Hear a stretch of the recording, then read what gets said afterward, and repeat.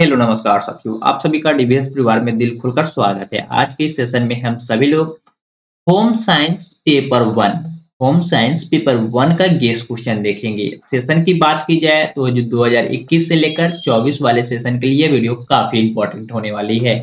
जिन भी छात्रों का ऑनर्स पेपर होम साइंस है तो उनके लिए आज की इस वीडियो में हम सभी लोग पेपर वन का गेस क्वेश्चन देखेंगे। क्या गेस क्वेश्चन देखेंगे और अपने गेस क्वेश्चन से बिहार यूनिवर्सिटी के एग्जाम में लगभग 70 to 80% क्वेश्चन यहीं से पूछने की संभावना रहती है और पूछे जाते हैं। जब हम लोग क्वेश्चन पेपर को एनालिसिस करते हैं और उसके बाद गेस क्वेश्चन को भी देखते हैं तो उम्मीद रहती है, यानी कि यहाँ तक कंफर्म होता है कि 70 to 80% क्वेश्चन अपने गेस क्वेश्चन से डायरेक्ट पूछे गए हैं।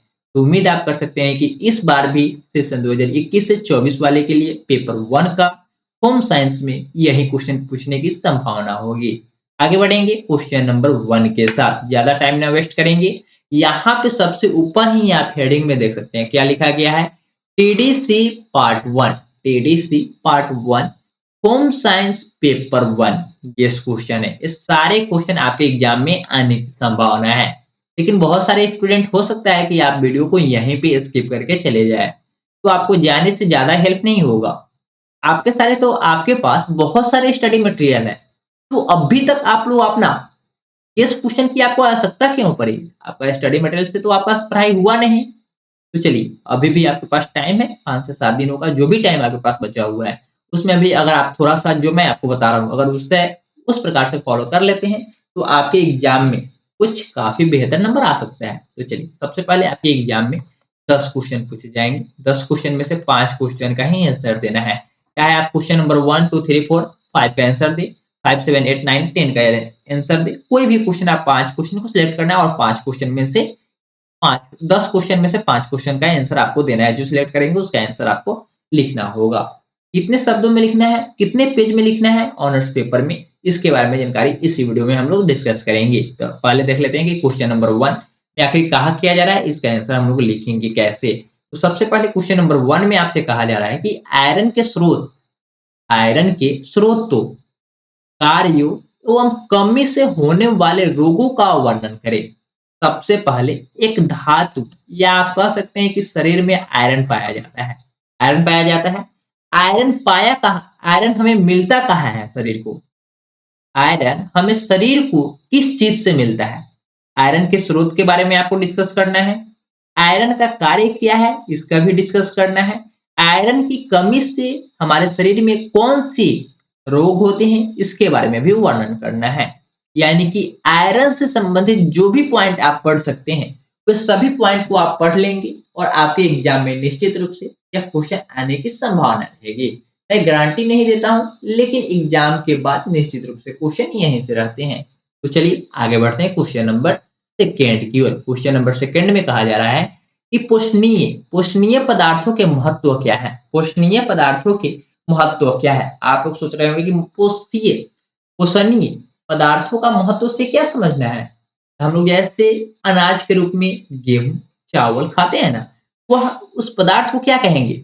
पोषणीय पदार्थ कहते हैं। यानी कि वह खाने के बाद ही वह पदार्थ हम लोगों का क्या कर रहा है? पालन कर रहा है। वह नहीं खाएंगे तो हम लोग क्या रहेंगे? जीवित रह पाएंगे क्या? नहीं ना। तो उसी के आधार पे हम लोग पोषणीय पदार्थ उस चावल को कह सकते हैं, कहेंगे। तो उसका महत्व क्या है? मछली और अंडा का पोषणीय मूल पदार्थ क्या है? इसके बारे में भी आपसे क्वेश्चन पूछा जा सकता है। मछली का मूल पदार्थ क्या है? ये भी क्वेश्चन पूछा जा सकता है। दूध का मूल पदार्थ क्या है? ये सभी इसी में आ जाएंगे क्वेश्चन नंबर 2 में ही। पोषणीय पदार्थ का उत्तर आप जैसे तैयार करेंगे ना, तो वहां पे आप ध्यान में रखेंगे क्या? मछली और अंडा। किसका? मछली और अंडा का भी आप पोषणीय पदार्थ के बारे में थोड़ा पढ़ेंगे।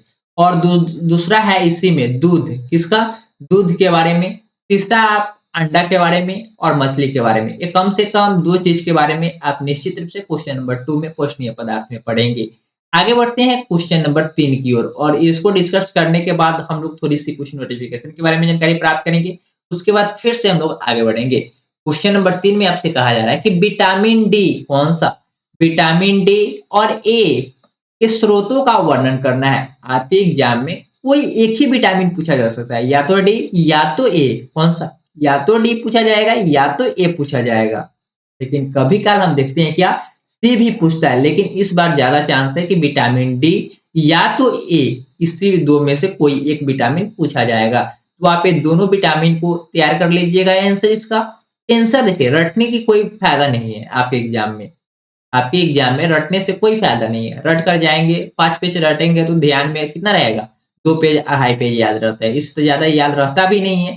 तो वही 2 2.5 पेज जो आपको याद रहेगा ना, या जो आप पढ़े रहेंगे, आंसर पढ़े रहेंगे, उससे मिलता जुलता आंसर आप कम से कम एक क्वेश्चन का आंसर ऑनर्स पेपर में 6 से 7 पेज में लिखेंगे। 6 से 7 पेज में लिखेंगे। मिनिमम 5 पेज तो लिखना ही है। मिनिमम 5 पेज तो लिखना ही है। बहुत सारे छात्र दोनों साइड में क्या करते हैं, पेज छोड़ देते हैं, तो ऐसे आपको नहीं करना है। मात्र एक ही साइड में आपको चौथाई छोड़ना है। ये बातों को ध्यान में रखना है। और इस प्रकार के बहुत सारे अभी इंपॉर्टेंट नोटिफिकेशन मैं आपको बहुत जल्द अपने चैनल एबीएस स्टडी पे मैं पब्लिश कर दूंगा। तो आप मेरे साथ जुड़े रहिएगा। अगर चैनल पे नए होंगे तो चैनल को सब्सक्राइब कर लीजिएगा, और इसी प्रकार से हम लोग पार्ट 2 में भी हम सभी लोग आपको हेल्प करेंगे। बिल्कुल फ्री ऑफ कॉस्ट हेल्प करने की कोशिश करेंगे, जहां तक हो पाएगा वहां तक करेंगे आपको हेल्प। तो आप मेरे साथ जुड़े रहिएगा। क्वेश्चन नंबर 4 में आपसे कहा जा रहा है कि संतुलित आहार कैसे प्राप्त करेंगे। संतुलित आहार कैसे प्राप्त करेंगे। क्वेश्चन नंबर 5 से कहा जा रहा है आपसे कार्बोहाइड्रेट के वर्गीकरण, स्रोतों एवं कार्यों का वर्णन करना है। कार्बोहाइड्रेट हमारे शरीर के लिए, कार्बोहाइड्रेट का कार्य क्या है, कार्बोहाइड्रेट कितने प्रकार के होते हैं, कार्बोहाइड्रेट कहाँ से प्राप्त होता है, इस सभी चीजों के बारे में आपको लिखना है क्वेश्चन नंबर 5 में। क्वेश्चन नंबर 6 आपसे कहा जा रहा है कि भोजन भोजन विषाक्तता। विषाक्तता का मतलब क्या है, दूषित हो जाना। यहाँ पे विषाक्तता का मतलब क्या है, भोजन दूषित हो जाना। भोजन विषाक्तता क्या है, भोजन विषाक्तता के कारणों का वर्णन करें। भोजन दूषित क्या है, भोजन दूषित क्या है, भोजन दूषित क्यों होता है, इसके कारणों के बारे में आपको लिखना है। ये क्वेश्चन आप काफी बेहतर तरीके से लिख सकते हैं, और इसका आंसर आप निश्चित रूप से गेस पेपर से पढ़ लेंगे। कुछ सब्जेक्ट का हमारे पास गेस पेपर के साथ साथ, गेस क्वेश्चन के साथ साथ उसका आंसर भी उपलब्ध है। अगर आप वो प्राप्त करना चाहते हैं तो अभी ही आप गूगल फॉर्म का लिंक नीचे डिस्क्रिप्शन बॉक्स में दिया जा रहा है, उस फॉर्म को आप फिल करेंगे, और वहां पे आप ईमेल आईडी बिल्कुल सही भरेंगे, क्योंकि ईमेल आईडी के माध्यम से ही आपको वह पीडीएफ मिल पाएगी। आप लोग व्हाट्सअप करेंगे, आप व्हाट्सएप ग्रुप को भी ज्वाइन कर सकते हैं। वहां पे आपको एजुकेशनल नोटिफिकेशन प्रतिदिन सबसे पहले और सबसे तेज शेयर कर दिए जाते हैं। तो निश्चित रूप से आप लोग ज्वाइन करेंगे, और अगर आपको गूगल फॉर्म फिल करते हैं तो वहां से आपको पीडीएफ मिलने की संभावना रहेगी, और निश्चित रूप से भेज भी दिए जाएंगे। आगे बढ़ते हैं क्वेश्चन नंबर 7 की ओर। क्वेश्चन नंबर 7 में आपसे कहा जा रहा है कि वासा, या तो वासा वासा या प्रोटीन का संरचना। संरचना क्या है, संरचना क्या है, वर्गीकरण, स्रोत एवं कार्यों का वर्णन करना है। आपसे वासा के बारे में पूछा जा सकता है, या प्रोटीन के बारे में, या इसके बारे में कार्बोहाइड्रेट के बारे में पूछा जा सकता है। कार्बोहाइड्रेट, वसा, प्रोटीन, ये 3 क्वेश्चन को निश्चित आप पढ़ेंगे। इसका संरचना क्या है, वर्गीकरण क्या है, कितने प्रकार के होते हैं, इसका स्रोत क्या है, इसकी कमी से हमारे शरीर में क्या होता है। आपका सब्जेक्ट का नाम ही है होम साइंस, यानी कि घरों का विज्ञान। घर में कौन कौन से चीज यानी कि हमारे शरीर से रिलेटेड है, वे सभी के बारे में आपको जानकारी होनी ही चाहिए। सेकेंड पेपर में हम लोग चलेंगे तो सिर्फ बीमारी ही पढ़ना है। मधुमेह से मधुमेह से कौन सी बीमारी होती है, ये सभी जानकारी आपको पेपर 2 में मिलेगी। लेकिन यहाँ पे हम लोग पेपर 1 में क्वेश्चन नंबर 8 के बारे में डिस्कस कर लेते हैं। क्वेश्चन नंबर 8 में आपसे कहा जा रहा है कि का मसालों का हमारे दैनिक जीवन में क्या महत्व है, वर्णन करें। मसालों का हमारे दैनिक जीवन में क्या महत्व है, इसको वर्णन करना है। वर्णन करना है तो कैसे वर्णन करेंगे, तो इसका आंसर आप ये पेपर से एक बार पढ़ेंगे, बार से 2 बार जैसे पढ़ेंगे ना, इसका आंसर निश्चित रूप से आप 10 लाइन 50 लाइन लिखने के लायक हो जाएंगे। यानी कि मेरा कहने का तर्क है कि कम से कम जो भी क्वेश्चन मैं यहाँ पे बता पा रहा हूँ आपको, 8 से 10 क्वेश्चन जो मैं आपको आज बताया, आपके एग्जाम से 2-3 दिन पहले ही ये वीडियो पब्लिश हो जाएगी। तो निश्चित रूप से आपके पास इतना तो टाइम है ही कि आप 5 से 7 क्वेश्चन निश्चित रूप से तैयार कर ही पाए। इस क्वेश्चन में से आप कोशिश करेंगे 10 में 10 क्वेश्चन का आंसर हम तैयार कर पाए, या था 5 से 7 क्वेश्चन निश्चित रूप से तैयार करके ही एग्जाम में जाए। आगे बढ़ेंगे क्वेश्चन नंबर 9 की ओर। क्वेश्चन नंबर 9 में आपसे कहा जा रहा है कि कुपोषण से क्या समझते हैं? कुपोषण से आप क्या समझते हैं? कुपोषण से आप क्या समझते हैं? वर्णन करें। क्वेश्चन नंबर 10 में आपसे कहा जाएगा कि निम्नलिखित में से किन्हीं दो का वर्णन करना है या संक्षिप्त उत्तर लिखे, संक्षिप्त टिप्पणी लिखे, इस प्रकार से पूछा जा सकता है। यहाँ पे आपके सामने कितने ऑप्शन है? 4 ऑप्शन है। 4 ऑप्शन में से मात्र आपको 2 का ही आंसर लिखना है। जल का महत्व क्या है? जल का हमारे जीवन में महत्व क्या है? इसके बारे में लिखने के लिए बोला जा सकता है, या विटामिन के या विटामिन सी के बारे में लिखने के लिए बोला जा सकता है।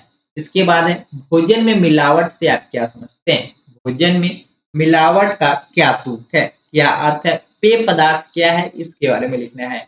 इस 4 टॉपिक में से किसी भी 2 टॉपिक के बारे में आप कॉपी में लिखेंगे, आपको संपूर्ण नंबर। कैसे, कौन सा आंसर काफी इंपॉर्टेंट है, इसके बारे में जानकारी आपको मिल चुकी है। अगर आप लोग पार्ट 2 का भी एग्जाम में बेहतर प्रदर्शन करना चाहते हैं, तो पार्ट 1 के जस्ट बाद ही आप सभी को पार्ट 2 का भी गेस क्वेश्चन मिलेगा। तो ध्यान से आप लोग चैनल पे अगर नए होंगे तो चैनल को सब्सक्राइब कर लेंगे और अपने सारे दोस्तों के साथ शेयर कर देंगे, क्योंकि आप जितना ज़्यादा लोग हमारे साथ जुड़ पाएँगे, उतना ज़्यादा आप सभी को बेहतर कंटेंट मिल पाएँगे। हो सकता है कि मैं आपको कुछ दिन के अंदर ही टीचर हायर करूँ, प्रतिदिन क्लासेस कराने के लिए। तो वह सभी के लिए आप लोग निश्चित रूप से इसके साथ जुड़े, चैनल के साथ, इस फैमिली के साथ। ये एक चैनल नहीं है बल्कि फैमिली की तरह हम लोग आपस में बात कर सकते हैं, चीट कर सकते हैं, एक-दूसरे से फ्रेंडशिप भी कर सकते हैं। तो वे सभी डिस्क्रिप्शन बॉक्स में लिंक दिए जा रहे हैं, आप वहाँ से हमें फॉलो, ज्वाइन या सब्सक्राइब कर सकते हैं। यह आपकी इच्छा है, लेकिन सपोर्ट निश्चित रूप से करेंगे। आज के लिए इतना ही था, फिर मिलेंगे हम लोग कल नई वीडियो के साथ। Thanks for watching this video. Bye bye, जय हिंद, जय भारत।